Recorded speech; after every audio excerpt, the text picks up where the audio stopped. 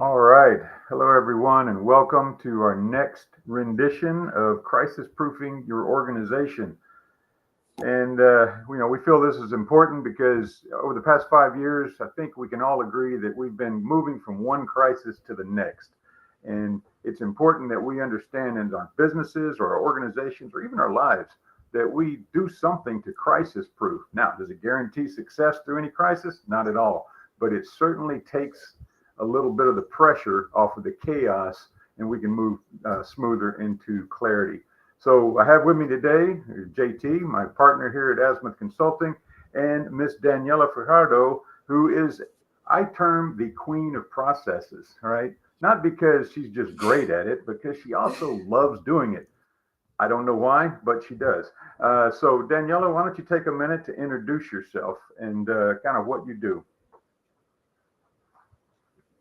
Sure, thank you. So I am Daniela Fajardo, and I have worked in business process management for about 10 years. It has been either directly or indirectly throughout my career.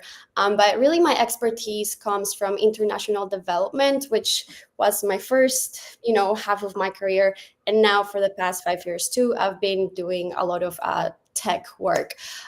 So within this, I've mainly been focusing on process management, change management, and cross-functional collaboration, which also encompasses knowledge management. So I love tying the three together because it really builds front for everything that, is about bringing clarity to chaos. Awesome. Well, before we get started, and we have a bunch of questions for you, and we'll go down the process journey. Let's redefine or restate what we talked about last week in defining a crisis. JT, you want to take that one? What did we decide a crisis was? Yeah, absolutely. And good morning. It's a pleasure to be on with you and Daniela. Definition. So one of the first elements is crisis is unpredictable. So you generally don't see it coming. If you would, it wouldn't be a crisis. It's also, there's time compression, so it's urgent. So you tend to be sped up. You tend to be pressurized, and you need to take action maybe faster. We talked about the OODA loop last week. Mm-hmm. The decision cycle tends to speed up your decision cycle, which can be uncomfortable. Complex. It usually involves multiple characteristics, multiple factors that make it a little hard to make sense of things, and there's threat associated with it. So whether that's reputation, whether that's the amount of risk to income, money, and perhaps even survival of the organization. One thing I wanted to bring up that I don't think we talked about directly last time was the component of judgment. We were discussing this a little bit earlier, in the sense that what distinguishes a crisis from just a day-to-day challenge. Like, we're always faced with issues and challenges and things that we're dealing with to keep operations going. So what distinguishes a crisis from a normal challenge? And one, the fact that there's just recognition. And I think it's something where you have to change your approach. You have to do something differently. Your normal mechanisms won't allow you to effectively deal with whatever this particular situation is. So it requires some action to do something out of the normal. So that first step really is recognizing that this is in fact a crisis versus just a normal challenge that you would face day to day. Right. Okay. And let's key on a couple of those things. The normal day-to-day operations, and one of the things I always said, to be efficient, we need to do routine things routinely. But the crisis obviously isn't routine. So Daniela, I know you love coming into organizations. It's like, what do you do? And then how do you do it? And how do we create a documented process so everybody knows how to do what they do? But when it comes to a crisis, we narrow our focus on the most important processes that are necessary to get us through. If you could pick three, when an organization, let's say they've already brought you in and you've organized them, you've got their process, their SOPs, but then all of a sudden a crisis hits. What are maybe the top three things they need to focus on those processes during a crisis? What would they be? Yes. So thank you so much for having me here, you guys. And I love crisis because it means that there's chaos and it means I get to, you know, figure out puzzles, which is fun for me. But first, before I answer your questions, I do want to mention a little bit of the terminology that I'm going to use throughout this specific time. So when I talk about processes, I talk about the chronology of cross-functional steps. And when I talk about procedures, I'm going to talk about individual tasks one role does in a process. So procedure are many steps to a process. So I just want to make sure I'm clear on that end. Oh, thank Now, you. as a part of what happens in a crisis is really an exception to the rule. Why is this exception to a rule happening? Could be so many factors, but the three things in my mind, and obviously because I'm a process oriented, I would say always have a document ready to go, because when a crisis happens, what else do you go to if you don't have anything on hand? Obviously, I know a lot of people don't necessarily read process documentation, but when you need it and when it's an emergency and it's readily available, that is your best go-to, right? The second thing I would say, what you need to keep during an operational crisis, is how to do a transaction. That is key because there's always the requester and the requestee, so in the internal company.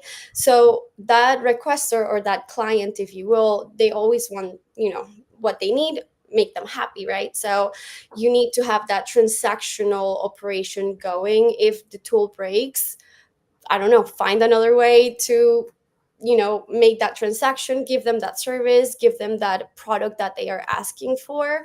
And last, I would say, as simple as it sounds, communication. If all else is breaking, one operational thing that's more like a soft skill that you can have is not so much technical, it's communication. Hey, if something is breaking inside of your company, talk to the client. They're going to understand. It's okay. Just giving them the context means that you're kind of also taking them through another experience. So if you want to continue to build bridges operational later on within your company, then you need to be able to have those three. So process documentation, transactional, that's very important, and communication. Awesome. And I think those, you hit it, the nail on the head. Those are critical. Just while you were talking, it brings back, memories of when I was working for the government. We had, we practiced crisis, and we were in crisis a lot of situations. And, typically in a crisis, you stand up what's called an emergency operations center, right? An EOC. And even businesses can use that conceptually. It may not be a physical EOC, but it's a framework that they could pull in. And if you think of it, all the decision making comes to a hub, a central place to where things can be decided quickly or not decided at all, but the decisions are made and the results go out to the field, to the organizations.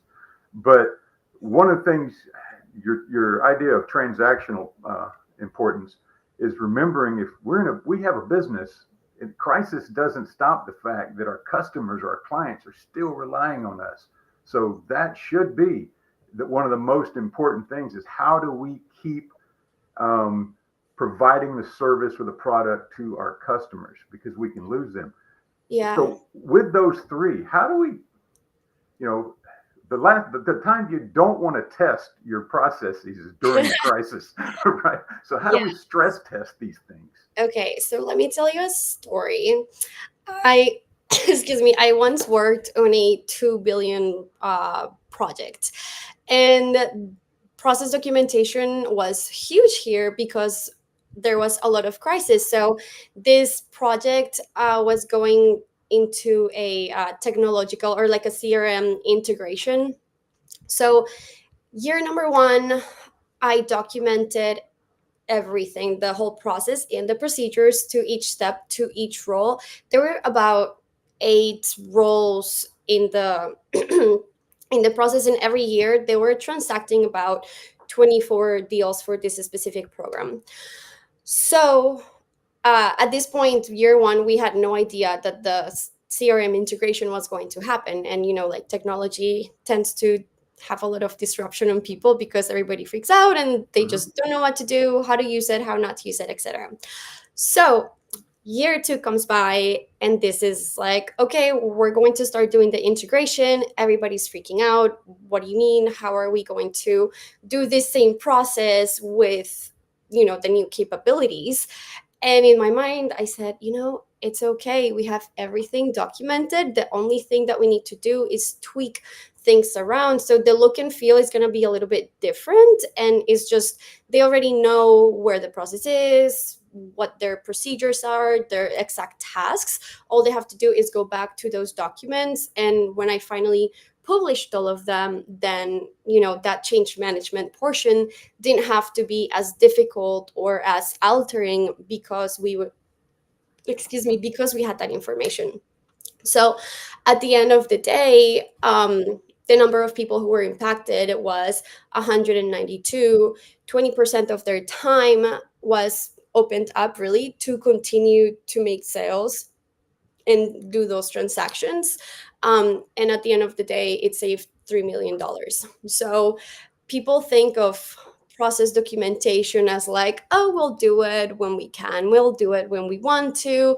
They understand that it's important, but they don't realize how important it is until it actually happens.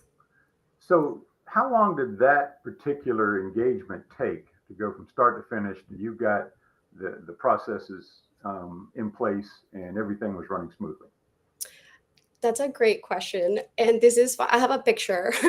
I the documents that existed before were like, there were PDFs and it was all scattered. And so I printed everything out and I literally laid it on the floor and I started literally like a puzzle putting it together because it was just a lot. So that took a whole week. And then I had to do interviews. I had to talk to the subject matter experts. I had to Hmm. understand, there were 8 different roles here. So that was a lot of people, a lot of different regions. So to condense everything into one stop shop, it took about a month or two. At that point, it was a lot about maintaining. And, I'm all about let's have progress, not perfection. If I had wanted this process to look perfect, I never would have ended. So I was happy with the 80% that was done. And from there, when it was finalized, then you tweak things a little bit as people start saying, oh, that's not how it happens. This is actually how it happens. The documentation's wrong.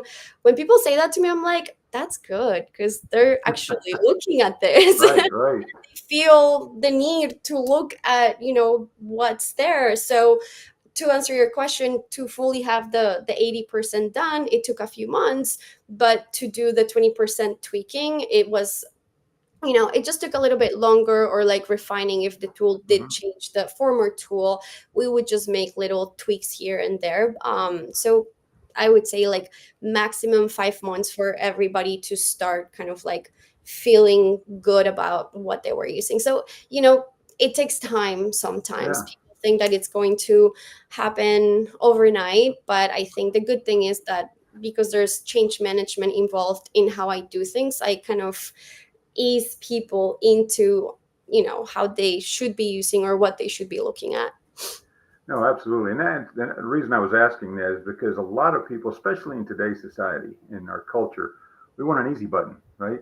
Well, I want to hire you to come in and do my processes, and I'm going to call you next week. Why are you not done? Because I gave you everything you need, but there's more to it. And when you mentioned that when you're talking to clients and they're like, yeah, we need to do this, but we're going to wait. We're going to wait. Well, then they push it off until the crisis happens.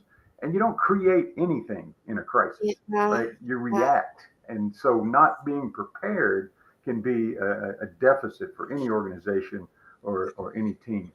Yeah, pushback happens a lot, more often than not. But honestly, when somebody gives me pushback, it fills my body with excitement. I'm like, okay, I will show you.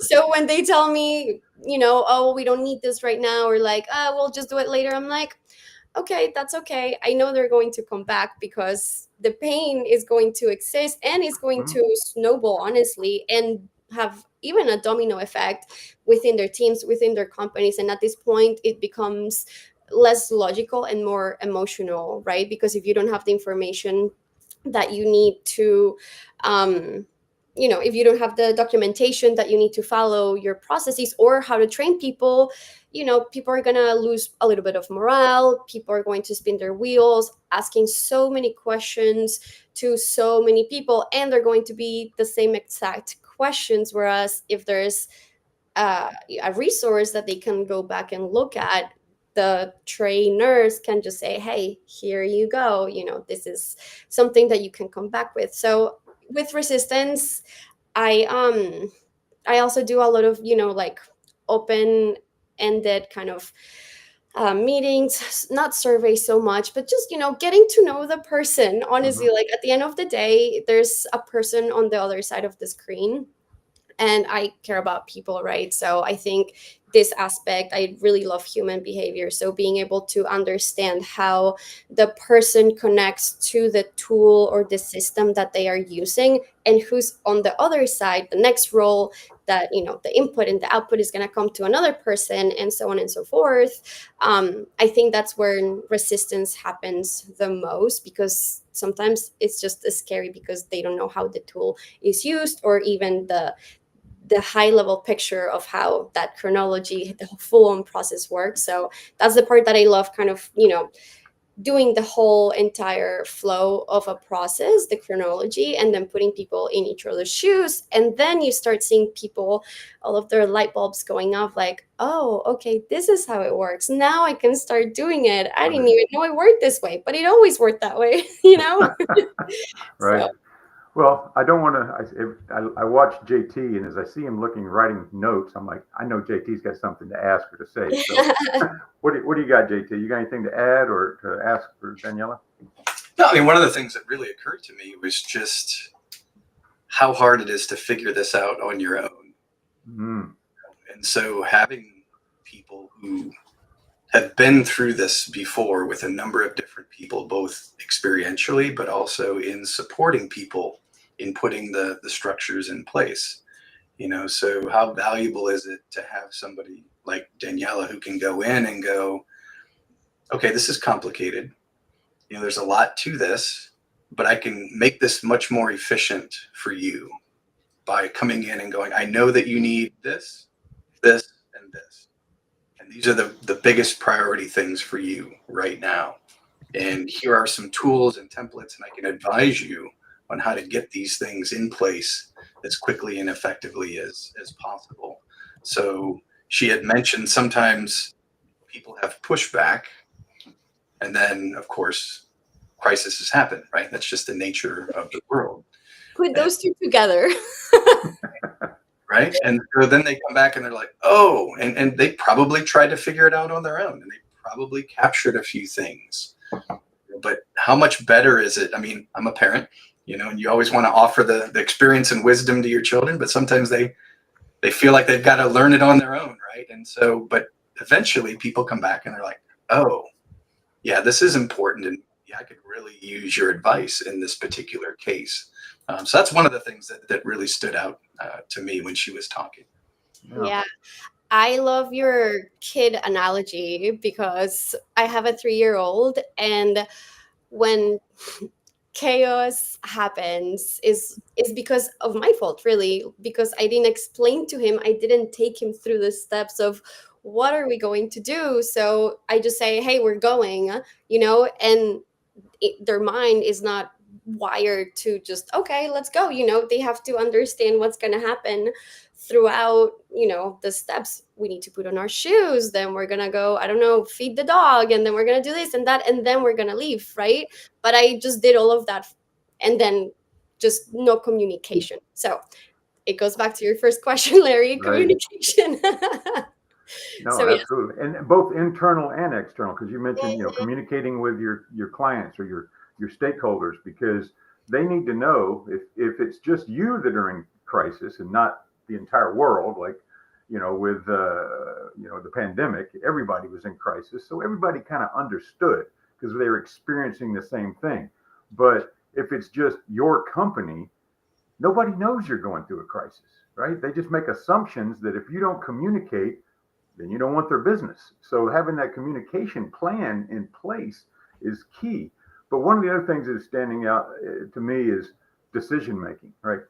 How does decision making change in a crisis, and how do you develop that into a process? So, the decision making narrow? Does it center on key leaders, or are those decisions pushed out? And what's the difference? So I think decision making really comes down to what is your end goal in mind and what's the strategy that you are kind of looking at, right? And to go back to Jeremy saying, trying to figure out a process, which is a strategy, it I think mentally it takes a big toll, but it if you start from your end goal in mind, what is your strategy and how you want to execute it? How are you going to align the pieces? So that's something I do. It's called the Sales Ops Execution Blueprint. And so for this, it's just 5 steps. Obviously, it is chaotic. It really is just Mm-hmm. all over the place, but it can be linear if you just put some horse patches on yourself and don't look elsewhere, because there's a lot of other priorities out there. So the 5 steps for the Sales Ops Execution Blueprint are: prioritize, plan, capture, enable, and execute. When you're thinking about this, and I'll tell you guys a story with this too. There was a project on an NDA. Um, there was one team who was doing it in one way, another team who was also doing it in their own way. So decision making, hey guys, we all have to standardize this and do it in, everybody has to do it the same way, because we're wasting time, we're wasting money, we're wasting bodies doing other things that they could be doing on their day to day. So great, that was a priority. We need to choose one way of doing things. Then we kind of plan who are the people that we need to meet with, what are the resources that already exist, where are they, how old are they, how updated are they, what's the chronology. And after that, when you know your people and what you need to have, that's when you start capturing more information. It's all of the institutional knowledge that people have in their heads. So don't let it go on vacation. Even worse, don't let it go out of your company, because then you're in real trouble. You're going to scatter. But anyway, so you go back to capturing. You put all of that on paper, and at that point, once you know exactly what to do, like this NDA process, we just capture everything that both teams do actually, and then we came back to what's the most optimal way of doing this. How are we going to save the most time?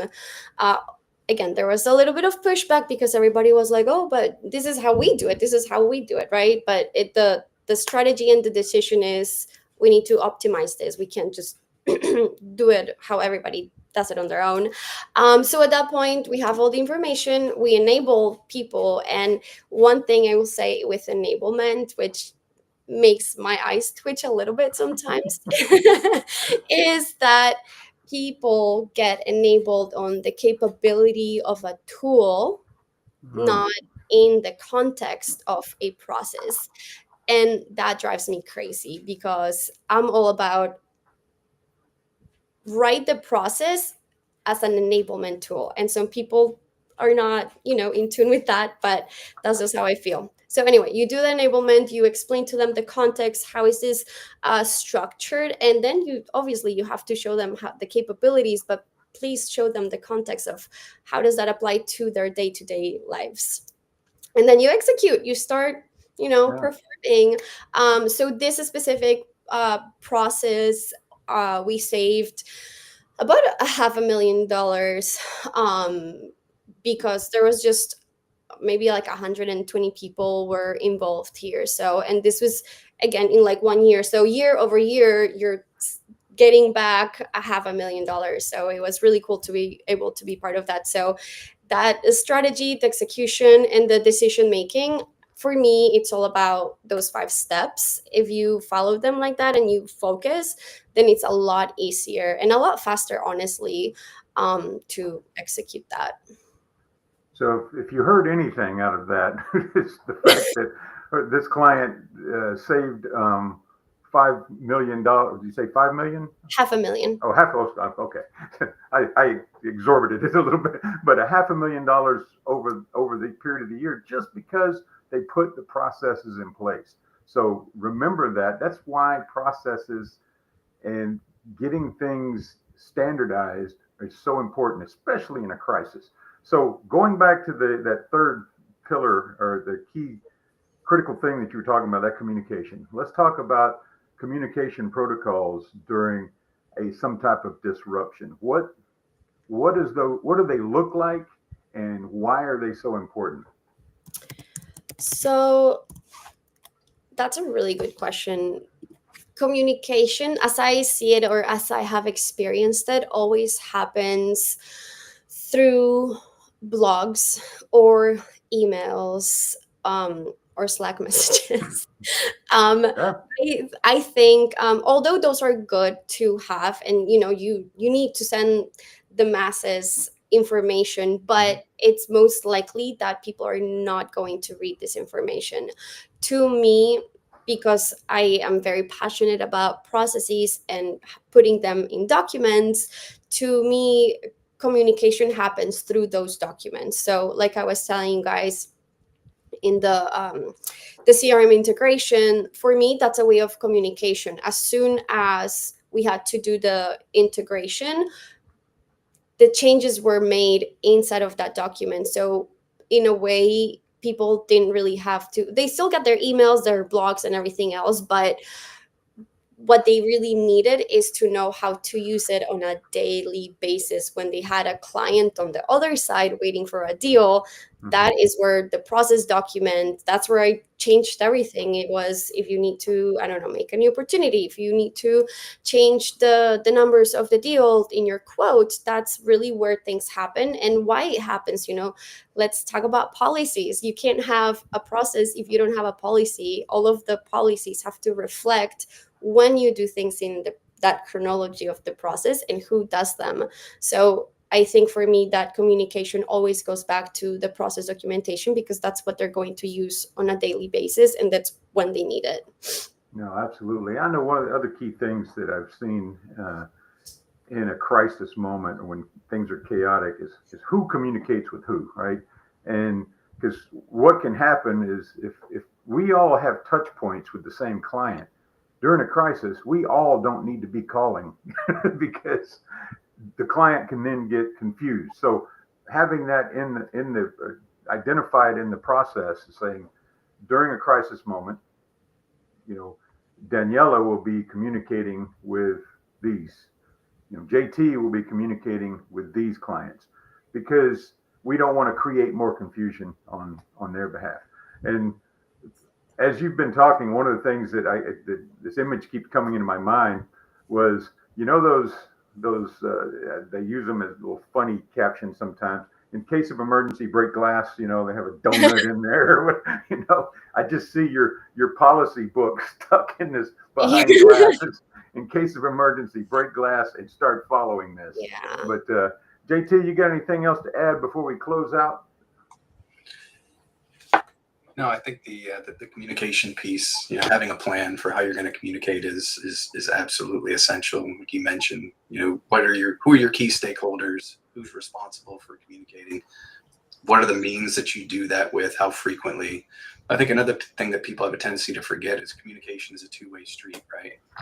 Yeah. So when there's pressure and your stakeholders are experiencing things, and so making sure that communication is also opening you to understanding their particular situation, both inside your organization and external to your organization. So kind of understanding the fullness of what communication is all about seems important to me.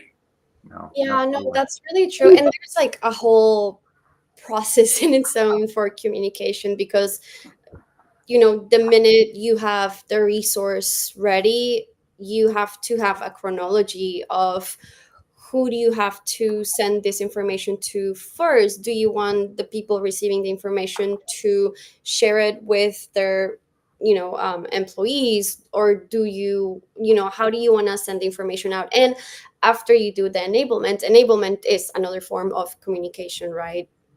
Very important.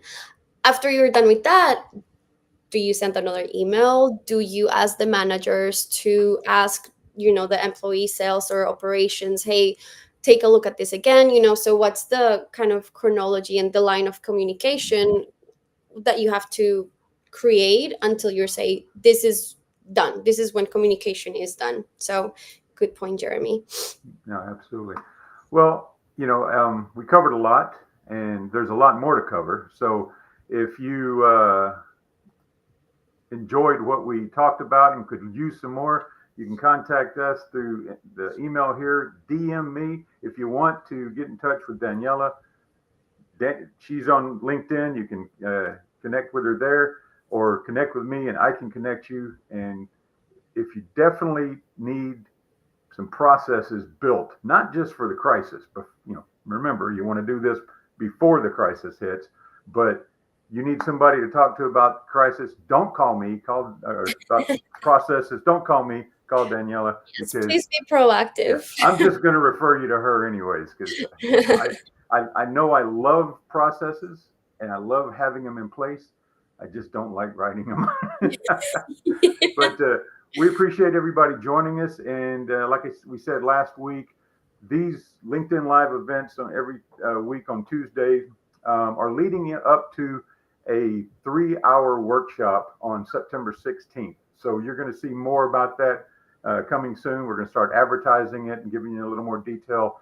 Seats are limited, so we're going to vet everyone, because I want to make sure that you truly want to learn and engage in this workshop. So be on the lookout for those, and we appreciate you joining us. If you didn't join us, we appreciate you looking at the recording. And if you need anything, don't hesitate to reach out. Thanks very much.